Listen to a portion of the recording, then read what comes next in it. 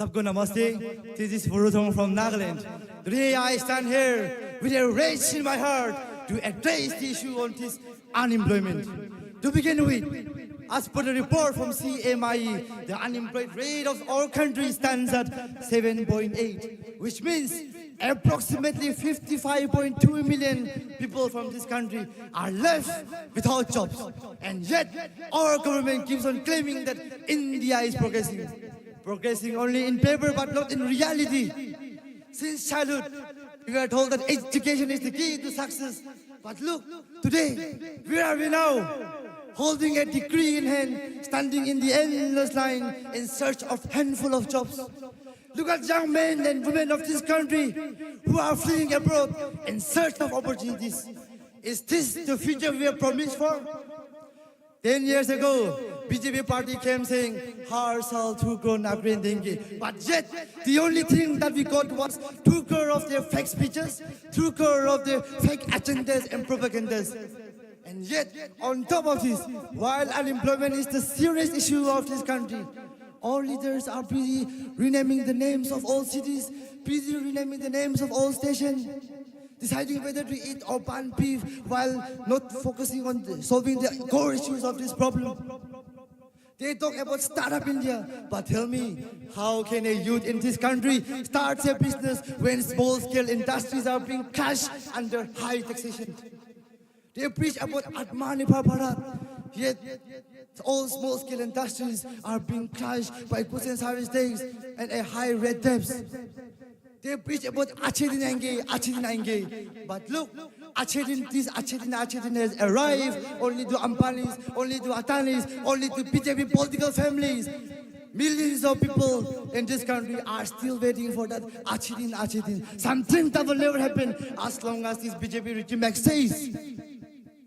Today, they keep on defending themselves that India is the fastest growing economy. But Honorable Prime Minister Modi and his party must understand that the true success of this nation is not calculated only by GDP alone, but it is also calculated by the dignity of the workers and most importantly, the opportunities that it provides to the youth of this country.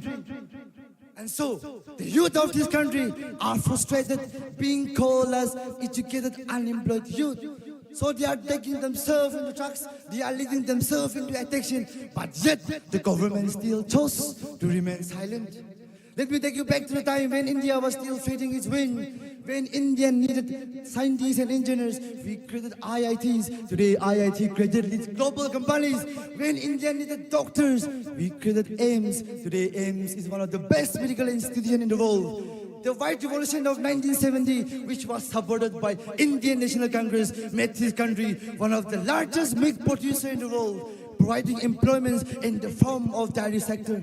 The Nirka Act of 2005, which was introduced under Prime Minister Dr. Manmohan Singh, today provide 100 days of employment to people living in rural areas.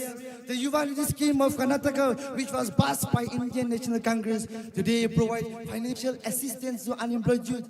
So who do you trust? Do you trust the government that have failed you again and again? Or do you trust the government that have a real track of development? So my dear fellow brothers and sisters, youth of this country, the future of the upcoming new India, let us rise, speak out for ourselves. We are the heartbeat, we are the pillars, we are the backbone of this country. We are the voice of the youth, the voice of change and transformation. We are the force that will sweep away the corruption in this country. We are the fire that will burn down the fake promise. So come join with us, with your voice, with my voice, together as one voice. Let us shape the destiny of this country. Let us rebuild, let us reclaim and make this country a country that truly belongs to us. Jai Hind, Jai Bharat.